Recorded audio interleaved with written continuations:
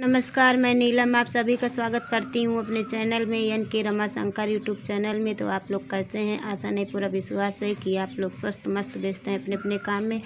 मैं आप सभी को एक देवी गीत सुनाने जा रही हूँ, तो आप लोग वीडियो में बने रहिए। तो जो जरा फूल बिछा दो गलियन में, मेरी मैया आने वाली है। जरा फूल बिछा दो गलियन में, मेरी मैया आने वाली है।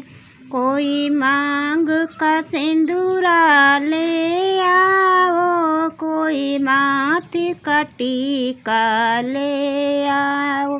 सब मिल के जय जयकारी करो, मेरी माई आने वाली है। जरा फूल बिछ दो गलियन में, मेरी मैया आने वाली है।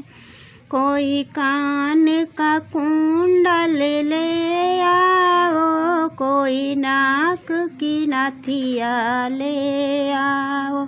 सब मिल के जय जयकारी करो, मेरी मैया आने वाली है। हेलो दोस्तों, तो इतना ही गाना सुना पाएंगे क्योंकि हम सांस हमारी फूल जाती है। तो ये गाना कैसा लगा आप लोग कमेंट करके कमेंट सेक्शन में अपनी राय ज़रूर देना।